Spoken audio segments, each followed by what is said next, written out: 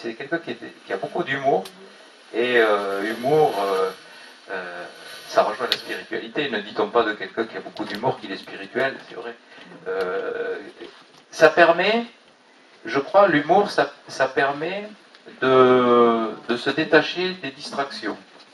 C'est-à-dire de se détacher un peu à condition que ça ne soit pas au détriment de quelqu'un, mais l'autodérision en particulier, se moquer de soi, ça permet d'aller à l'essentiel finalement, en se détachant de nos petites faiblesses, nos petits défauts. Et lui, il avait trouvé ça, être dans l'humour, et il plaisantait sur son cancer, il plaisantait sur tout, et il était persuadé qu'il allait guérir, et il s'est guéri, quoi. Il n'est pas en rémission. Moi, je ne comprends pas ça aussi. Dire à quelqu'un qui n'a plus aucun signe de cancer, le chirurgien lui dit, vous êtes en rémission. Il n'est pas en rémission, il est guéri. Déjà, on va lui donner du négatif. On va lui dire, vous êtes en rémission. Non, il n'est pas en rémission. Il n'a plus une seule cellule cancéreuse, on a fait le tour, il n'a plus de métastases, sa vessie est normale. Et on lui dit, vous êtes en rémission, on va vous revoir dans 6 mois. Il n'est pas en rémission du tout. Il a guéri. C'est inexplicable, mais ça existe donc.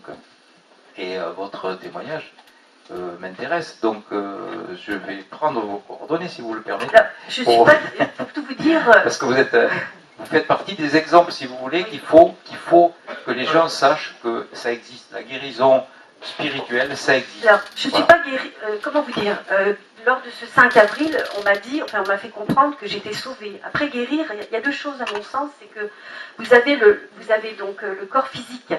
Le corps spirituellement, je suis sauvée. Comment vous dire? Mon âme, bon, je suis sauvée sur cette. Mais mon corps, lui, il a besoin d'être réparé. C'est ce que j'ai compris ce jour-là. C'est-à-dire que j'ai plus eu d'oacite dans cette nuit du 4 au 5. Il faut savoir, j'ai retrouvé un ventre normal, alors que j'étais en toutes 2 ponctions par semaine.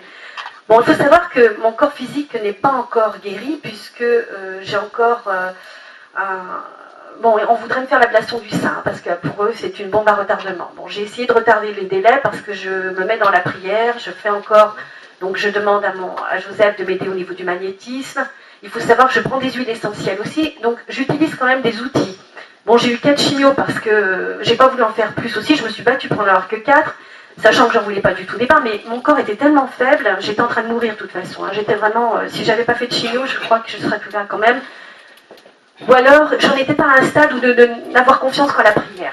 Parce que je reste convaincue que celui qui est complètement confiant en la prière, en sa confiance en lui, la foi au divin, il se guérit sans rien du tout. Mais moi, j'en étais pas là.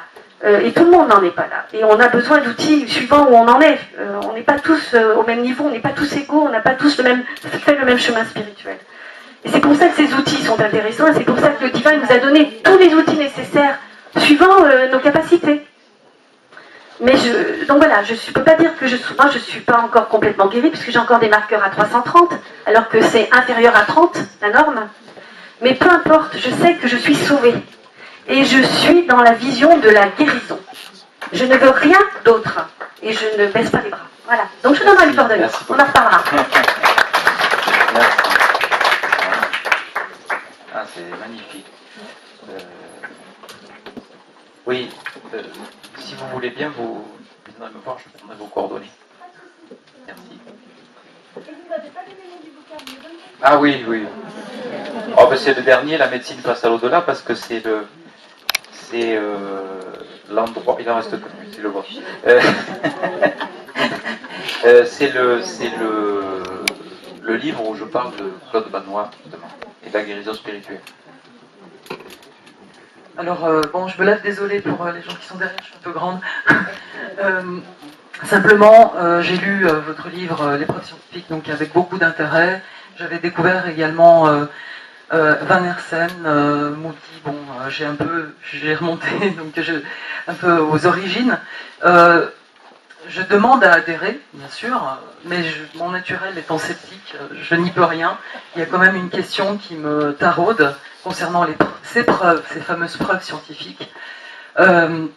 Comment justement peut-on affirmer aujourd'hui que ce sont des preuves scientifiques, puisque la mort, telle qu'on la connaît aujourd'hui avec ce dont vous parliez tout à l'heure, les techniques dont nous disposons aujourd'hui, bon, la mort, on dit mort cliniquement, Donc les personnes reviennent en ayant fait CNDE, mais dans, je ne sais pas, 50 ans, un siècle, ça aura évolué, je pense, j'espère.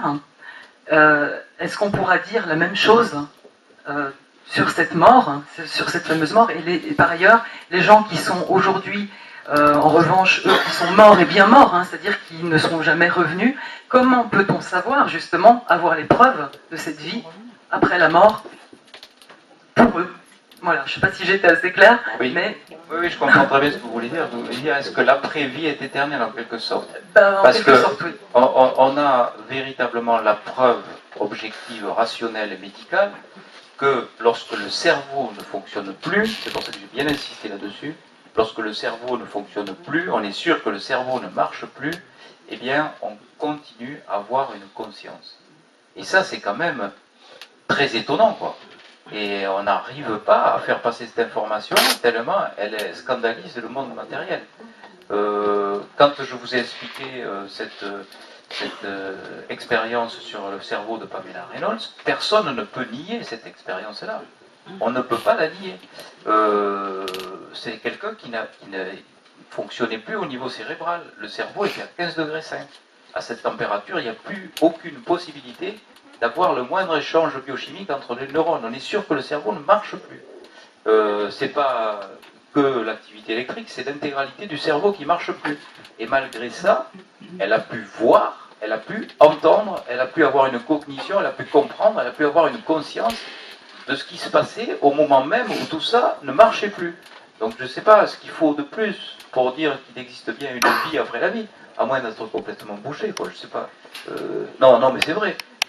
Ou alors avoir une dissonance cognitive telle que c'est trop révolutionnaire pour l'esprit, on rejette même cette information-là, quoi.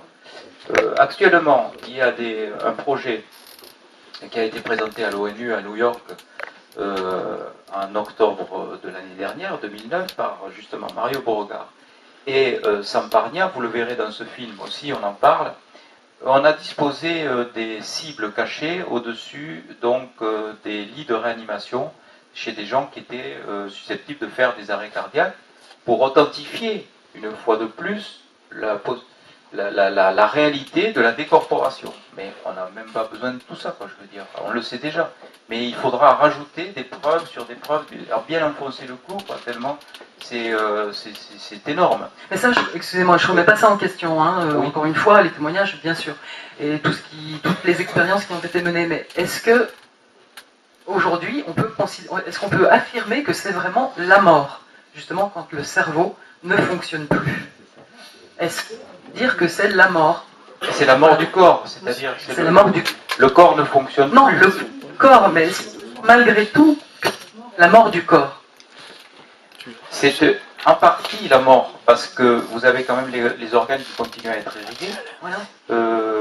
On peut les prélever, ils sont encore vivants, mais il y a de gros fantasmes actuellement sur le cerveau.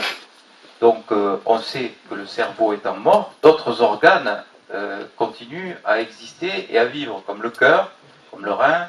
Bon, à un moment donné, on croyait que l'âme ou l'esprit était situé dans le cœur, et au temps des premières greffes cardiaques, on avait peur que la personnalité du greffé passe dans celui qui bénéficiait de la greffe. Bon. On a bien vu que non. Bon, il peut y avoir des transformations de personnalité après des greffes d'organes. Ça existe. On a vu des gens qui modifiaient leur personnalité et qui s'imprégnaient de la personnalité du donneur. Alors, c'est très difficile. En France, le don d'organes est anonyme et gratuit, sauf dans certaines circonstances. Dans la famille, on peut donner un rein, etc. Et on a pu montrer qu'il y avait des modifications de personnalité. Mais ce sont des modifications énergétiques, vibratoires, de la même façon que un médium sera capable de reconstituer le passé historique d'un lieu en mettant ses mains sur des murs ou en attrapant un objet. Il va pouvoir s'imprégner de tout ça. Et c'est en aucun cas la conscience ou comme un système de vase communicant, ce n'est pas la conscience qui est passée de l'un à l'autre. C'est une énergie vibratoire, une empreinte. Donc ça ne doit pas être un frein, si vous voulez, au don d'organes, par exemple. On est, bien sûr, l'intégralité des organes ne sont pas morts dans ces situations. C'est la mort provisoire. C'est pour ça que j'ai parlé de mort provisoire. mais ça met à mal la pensée matérialiste qui pense que la conscience est fabriquée dans le cerveau, puisque lorsque le cerveau s'arrête, il est mort, il s'arrête. Donc, il ne fonctionne plus. Donc, c'est quand même, au moins, il faut reconnaître ça, que c'est bien la preuve que la conscience n'est pas obligatoirement fabriquée dans le cerveau, puisque lorsque le cerveau ne marche plus, la conscience continue ailleurs. Et elle est comme si le cerveau était un filtre, au contraire, de conscience. Elle est avec des capacités encore plus énormes que lorsqu'on a ce filtre cérébral qui est le cerveau. Et les gens sont capables de passer à travers la matière, de se déplacer. Donc là, quand même, il y a une discussion qui est difficile à soutenir lorsque on a en face des gens qui disent non, non, non, je veux pas que ça existe, ça n'existe pas, c'est pas une preuve, etc.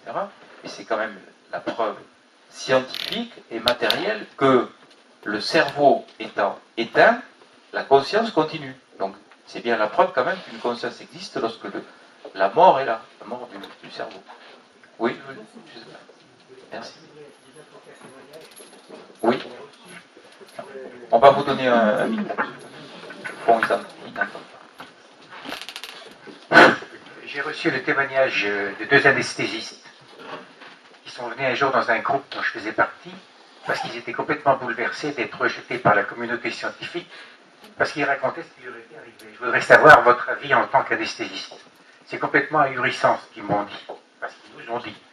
Ils avaient endormi et puis réanimé un monsieur de 65 ans qui avait eu une greffe de cœur. Et le cœur appartenait à un jeune motard qui s'était tué sur le boulevard périphérique, dans les temps réglementaires. Donc ni l'un ni l'autre, enfin pas le mort évidemment, mais personne ne savait ni la famille qui était qui. Vous savez qu'on garde l'anonymat pour les donneurs.